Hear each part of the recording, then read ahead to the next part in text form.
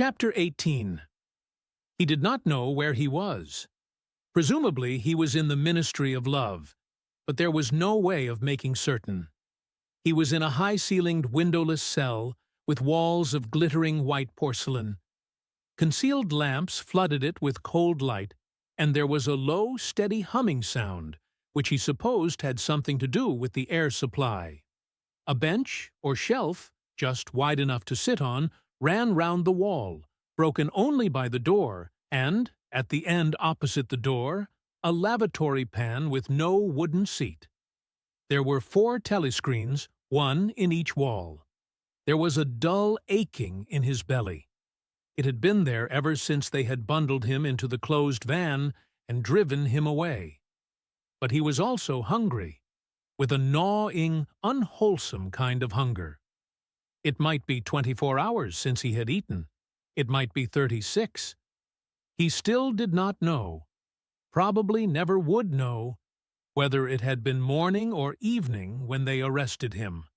Since he was arrested, he had not been fed. He sat as still as he could on the narrow bench, with his hands crossed on his knee. He had already learned to sit still. If you made unexpected movements, they yelled at you from the telescreen. But the craving for food was growing upon him. What he longed for above all was a piece of bread. He had an idea that there were a few breadcrumbs in the pocket of his overalls. It was even possible, he thought this because from time to time something seemed to tickle his leg, that there might be a sizable bit of crust there. In the end, the temptation to find out overcame his fear. He slipped a hand into his pocket. "Smith!" yelled a voice from the telescreen. 6079, Smith W. Hands out of pockets in the cells. He sat still again, his hands crossed on his knee. B. For being brought here, he had been taken to another place which must have been an ordinary prison or a temporary lockup used by the patrols.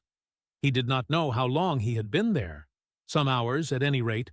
With no clocks and no daylight, it was hard to gauge the time. It was a noisy, evil-smelling place. They had put him into a cell similar to the one he was now in, but filthily dirty, and at all times crowded by 10 or 15 people. The majority of them were common criminals, but there were a few political prisoners among them. He had sat silent against the wall, jostled by dirty bodies, too preoccupied by fear and the pain in his belly to take much interest in his surroundings, but still noticing the astonishing difference in demeanor between the party prisoners and the others. The party prisoners were always silent and terrified, but the ordinary criminals seemed to care nothing for anybody. They yelled insults at the guards, fought back fiercely when their belongings were impounded, wrote obscene words on the floor, ate smuggled food which they produced from mysterious hiding places in their clothes, and even shouted down the telescreen when it tried to restore order. On the other hand, some of them seemed to be on good terms with the guards, called them by nicknames, and tried to wheedle cigarettes through the spy hole in the door. The guards, too, treated the common criminals with a certain forbearance, even when they had to handle them roughly. There was much talk about the forced labor camps to which most of the prisoners expected to be sent. It was all right in the camps, he gathered, so long as you had good contacts and knew the ropes. There was bribery, favoritism, and racketeering of every kind. There was homosexuality and prostitution. There was even illicit alcohol distilled from potatoes. The positions of trust were given only to the common criminals, especially the gangsters and the murderers, who formed a sort of aristocracy. All the dirty jobs were done by the politicals. There was a constant come and go of prisoners of every description. Drug peddlers, thieves, bandits, black marketeers, drunks, prostitutes. Some of the drunks were so violent that the other prisoners had to combine to suppress them. An enormous wreck of a woman, aged about 60, with great tumbling breasts and thick coils of white hair which had come down in her struggles, was carried in, kicking and shouting, by 4 guards who had hold of her, one at each corner. They wrenched off the boots with which she had been trying to kick them, and dumped her down across Winston's lap, almost breaking his thigh bones. The woman hoisted herself upright and followed them out with a yell of, "Pho, bastards!" Then, noticing that she was sitting on something uneven, she slid off Winston's knees onto the bench. "Beg pardon, dearie," she said. "I wouldn't have sat on you, only the buggers put me there. They don't know how to treat a lady, do they?" She paused, patted her breast, and belched. "Pardon," she said. "I ain't meself, quite." She leant forward and vomited copiously on the floor. "Tha's better," she said, leaning back with closed eyes. "Never keep it down, tha's what I say. Get it up while it's fresh on your stomach, like." She revived, turned to have another look at Winston, and seemed immediately to take a fancy to him. She put a vast arm round his shoulder and drew him towards her, breathing beer and vomit into his face. "What's your name, dearie?" she said. "Smith," said Winston. "Smith," said the woman. "That's funny. My name's Smith, too. Why," she added sentimentally, "I might be your mother?" She might, thought Winston, be his mother. She was about the right age and physique, and it was probable that people changed somewhat after 20 years in a forced labor camp. No one else had spoken to him. To a surprising extent, the ordinary criminals ignored the party prisoners. The Polits, they called them, with a sort of uninterested contempt. The party prisoners seemed terrified of speaking to anybody, and above all, of speaking to one another. Only once, when two party members, both women, were pressed close together on the bench, he overheard amid the din of voices a few hurriedly whispered words, and in particular a reference to something called Room 101, which he did not understand. It might be 2 or 3 hours ago that they had brought him here. The dull pain in his belly never went away, but sometimes it grew better and sometimes worse, and his thoughts expanded or contracted accordingly. When it grew worse, he thought only of the pain itself and of his desire for food. When it grew better, panic took hold of him. There were moments when he foresaw the things that would happen to him with such actuality that his heart galloped and his breath stopped. He felt the smash of truncheons on his elbows and iron-shod boots on his shins. He saw himself groveling on the floor, screaming for mercy through broken teeth. He hardly thought of Julia. He could not fix his mind on her. He loved her and would not betray her. But that was only a fact, known as he knew the rules of arithmetic. He felt no love for her, and he hardly even wondered what was happening to her. He thought oftener of O'Brien, with a flickering hope. O'Brien might know that he had been arrested. The Brotherhood, he had said, never tried to save its members. But there was the razor blade.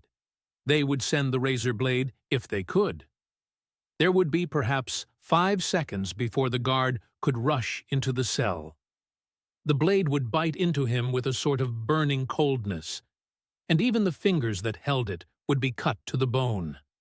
Everything came back to his sick body, which shrank trembling from the smallest pain. He was not certain that he would use the razor blade even if he got the chance. It was more natural to exist from moment to moment, accepting another 10 minutes' life, even with the certainty that there was torture at the end of it.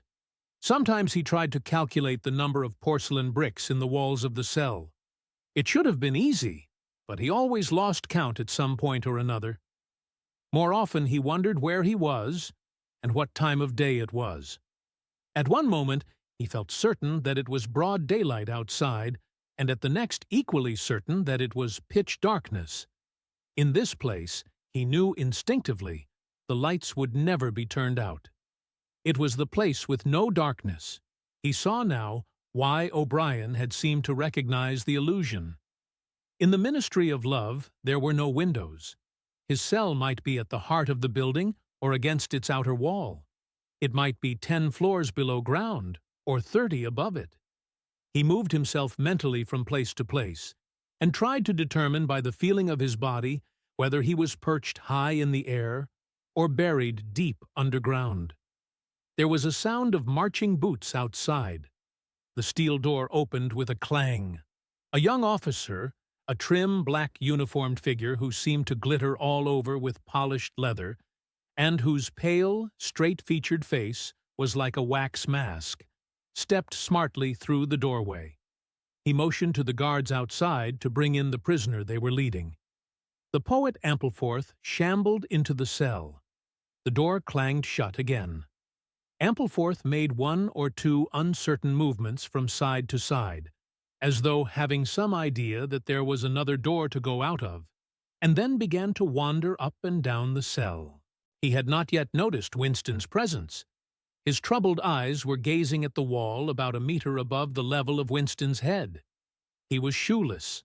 Large, dirty toes were sticking out of the holes in his socks. He was also several days away from a shave. A scrubby beard covered his face to the cheekbones, giving him an air of ruffianism that went oddly with his large, weak frame and nervous movements. Winston roused Hearnself a little from his lethargy. He must speak to Ampleforth and risk the yell from the telescreen. It was even conceivable that Ampleforth was the bearer of the razor blade. "Ampleforth," he said. There was no yell from the telescreen. Ampleforth paused, mildly startled. His eyes focused themselves slowly on Winston. "Ah, Smith," he said. "You too. What are you in for?" "To tell you the truth." He sat down awkwardly on the bench opposite Winston. "There is only one offense, is there not?" he said. "And have you committed it?" "Apparently I have." He put a hand to his forehead and pressed his temples for a moment, as though trying to remember something. "These things happen," he began vaguely. "I have been able to recall one instance, a possible instance. It was an indiscretion, undoubtedly. We were producing a definitive edition of the poems of Kipling. I allowed the word God to remain at the end of a line. I could not help it," he added almost indignantly, raising his face to look at Winston. "It was impossible to change the line.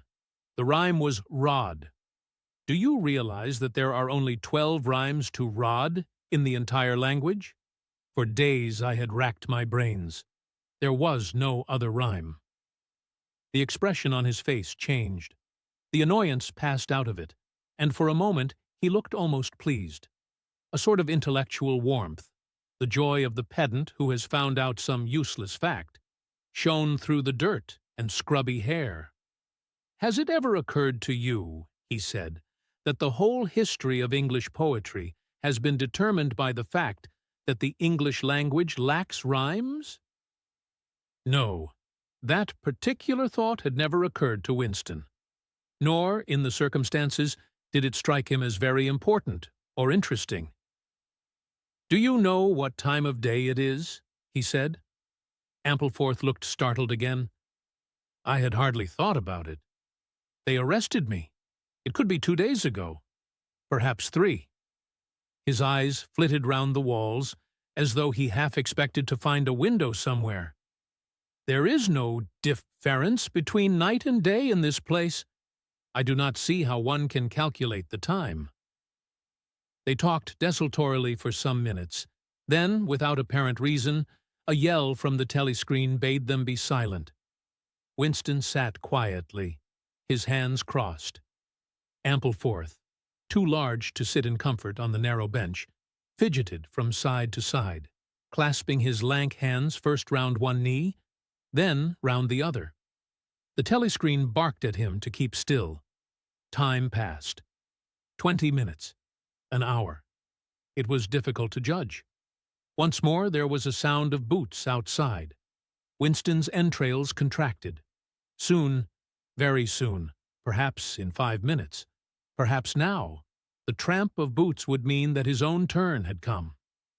The door opened. The cold-faced young officer stepped into the cell. With a brief movement of the hand, he indicated Ampleforth. "Room 101, he said. Ampleforth marched clumsily out between the guards, his face vaguely perturbed but uncomprehending. What seemed like a long time passed. The pain in Winston's belly had revived. His mind sagged round and round on the same trick, like a ball falling again and again into the same series of slots. He had only 6 thoughts: the pain in his belly, a piece of bread, the blood, and the screaming. O'Brien, Julia, the razor blade. There was another spasm in his entrails. The heavy boots were approaching. As the door opened, the wave of air that it created brought in a powerful smell of cold sweat. Parsons walked into the cell. He was wearing khaki shorts and a sports shirt. This time Winston was startled into self-forgetfulness. "You here," he said. Parsons gave Winston a glance in which there was neither interest nor surprise, but only misery. He began walking jerkily up and down, evidently unable to keep still. Each time he straightened his pudgy knees, it was apparent that they were trembling. His eyes had a wide-open, staring look, as though he could not prevent himself from gazing at something in the middle distance. "What are you in for?" said Winston. "Thought crime," said Parsons, almost blubbering. The tone of his voice implied at once a complete admission of his guilt and a sort of incredulous horror that such a word could be applied to himself. He paused opposite Winston and began eagerly appealing to him. "You don't think they'll shoot me, do you, old chap? They don't shoot you if you haven't actually done anything. Only thoughts, which you can't help. I know they give you a fair hearing. Oh, I trust them for that. They'll know my record, won't they? You know what kind of chap I was. Not a bad chap in my way. Not brainy, of course, but keen. I tried to do my best for the party, didn't I? I'll get off with 5 years, don't you think? Or even 10 years. A chap like me could make himself pretty useful in a labor camp. They wouldn't shoot me for going off the rails just once." "Are you guilty?" said Winston. "Of course I'm guilty," cried Parsons, with a servile glance at the telescreen. "You don't think the party would arrest an innocent man, do you?" His frog-like face grew calmer, and even took on a slightly sanctimonious expression. "Thought crime is a dreadful thing, old man," he said sententiously. "It's insidious. It can get hold of you without your even knowing it. Do you know how it got hold of me? In my sleep. Yes, that's a fact. There I was, working away, trying to do my bit. Never knew I had any bad stuff in my mind at all. And then I started talking in my sleep. Do you know what they heard me saying?" He sank his voice, like someone who is obliged for medical reasons to utter an obscenity. "Down with Big Brother." Yes, I said that. Said it over and over again, it seems. Between you and me, old man, I'm glad they got me before it went any further. Do you know what I'm going to say to them when I go up before the tribunal? "Thank you," I'm going to say. "Thank you for saving me before it was too late." "Who denounced you?" said Winston. "It was my little daughter," said Parsons, with a sort of doleful pride. "She listened at the keyhole, heard what I was saying, and nipped off to the patrols the very next day. Pretty smart for a nipper of 7, eh?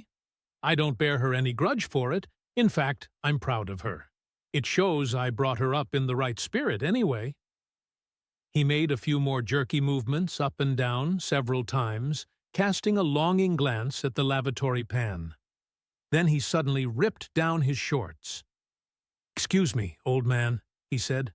"I can't help it. It's the waiting." He plumped his large posterior into the lavatory pan.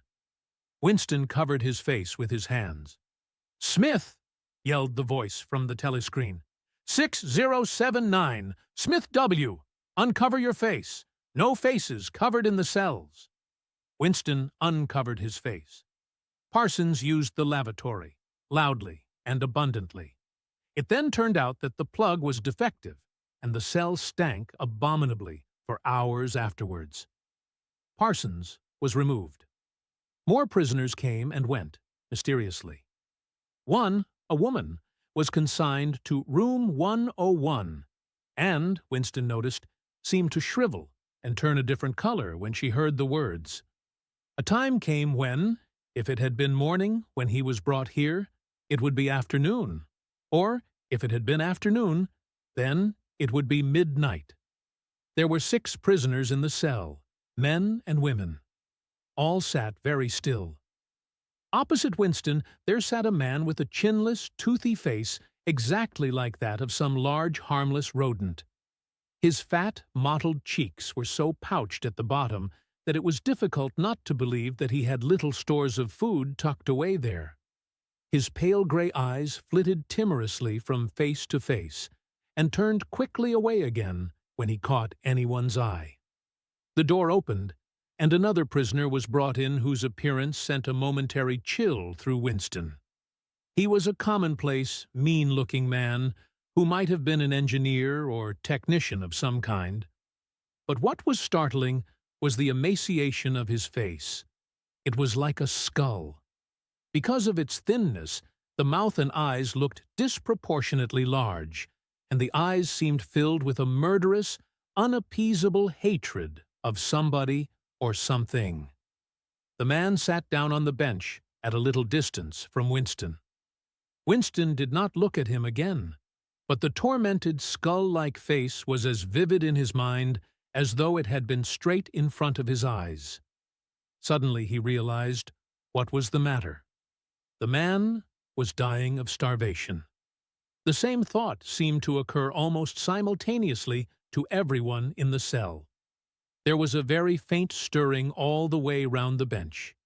The eyes of the chinless man kept flitting towards the skull-faced man, then turning guiltily away, then being dragged back by an irresistible attraction.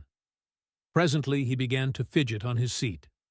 At last he stood up, waddled clumsily across the cell, dug down into the pocket of his overalls, and, with an abashed air, held out a grimy piece of bread to the skull-faced man. There was a furious, deafening roar from the telescreen. The chinless man jumped in his tracks. The skull-faced man had quickly thrust his hands behind his back, as though demonstrating to all the world that he refused the gift. "Bumstead!" roared the voice. 2713 Bumstead J. Let fall that piece of bread. The chinless man dropped the piece of bread on the floor. "Remain standing where you are," said the voice. "Face the door. Make no movement." The chinless man obeyed. His large, pouchy cheeks were quivering uncontrollably. The door clanged open. As the young officer entered and stepped aside, there emerged from behind him a short, stumpy guard with enormous arms and shoulders. He took his stand opposite the chinless man, and then, at a signal from the officer, let free a frightful blow, with all the weight of his body behind it, full in the chinless man's mouth. The force of it seemed almost to knock him clear of the floor. His body was flung across the cell and fetched up against the base of the lavatory seat. For a moment he lay as though stunned, with dark blood oozing from his mouth and nose. A very faint whimpering or squeaking, which seemed unconscious, came out of him. Then he rolled over and raised himself unsteadily on hands and knees. Amid a stream of blood and saliva, the 2 halves of a dental plate fell out of his mouth. The prisoners sat very still, their hands crossed on their knees. The chinless man climbed back into his place. Down one side of his face, the flesh was darkening. His mouth had swollen into a shapeless cherry-colored mass, with a black hole in the middle of it. From time to time, a little blood dripped onto the breast of his overalls. His gray eyes still flitted from face to face, more guiltily than ever, as though he were trying to discover how much the others despised him for his humiliation. The door opened. With a small gesture, the officer indicated the skull-faced man. "Room 101, he said. There was a gasp and a flurry at Winston's side. The man had actually flung himself on his knees on the floor, with his hand clasped together. "Comrade! Officer!" he cried. "You don't have to take me to that place. Haven't I told you everything already? What else is it you want to know? There's nothing I wouldn't confess. Nothing. Just tell me what it is, and I'll confess straight off. Write it down, and I'll sign it. Anything. Not room 101. Room 101, said the officer. The man's face, already very pale, turned a color Winston would not have believed possible. It was definitely, unmistakably, a shade of green. "Do anything to me," he yelled. "You've been starving me for weeks. Finish it off and let me die. Shoot me. Hang me. Sentence me to 25 years. Is there somebody else you want me to give away? Just say who it is, and I'll tell you anything you want. I don't care who it is or what you do to them. I've got a wife and 3 children. The biggest of them isn't 6 years old. You can take the whole lot of them and cut their throats in front of my eyes, and I'll stand by and watch it. But not room 101. Room 101, said the officer. The man looked frantically round at the other prisoners, as though with some idea that he could put another victim in his own place. His eyes settled on the smashed face of the chinless man. He flung out a lean arm. "That's the one you ought to be taking, not me!" he shouted. "You didn't hear what he was saying after they bashed his face. Give me a chance, and I'll tell you every word of it. He's the one that's against the party, not me." The guards stepped forward. The man's voice rose to a shriek. "You didn't hear him," he repeated. "Something went wrong with the telescreen. He's the one you want. Take him, not me." The 2 sturdy guards had stooped to take him by the arms. But just at this moment, he flung himself across the floor of the cell and grabbed one of the iron legs that supported the bench. He had set up a wordless howling, like an animal. The guards took hold of him to wrench him loose, but he clung on with astonishing strength. For perhaps 20 seconds they were hauling at him. The prisoners sat quiet, their hands crossed on their knees, looking straight in front of them. The howling stopped. The man had no breath left for anything except hanging on. Then there was a different kind of cry. A kick from a guard's boot had broken the fingers of one of his hands. They dragged him to his feet. "Room 101, said the officer. The man was led out, walking unsteadily, with head sunken, nursing his crushed hand. All the fight had gone out of him. A long time passed. If it had been midnight when the skull-faced man was taken away, it was morning. If morning, it was afternoon. Winston was alone, and had been alone for hours. The pain of sitting on the narrow bench was such that often he got up and walked about, unreproved by the telescreen. The piece of bread still lay where the chinless man had dropped it. At the beginning, it needed a hard effort not to look at it, but presently hunger gave way to thirst. His mouth was sticky and evil-tasting. The humming sound and the unvarying white light induced a sort of faintness, an empty feeling inside his head. He would get up, because the ache in his bones was no longer bearable, and then would sit down again almost at once because he was too dizzy to make sure of staying on his feet. Whenever his physical sensations were a little under control, the terror returned.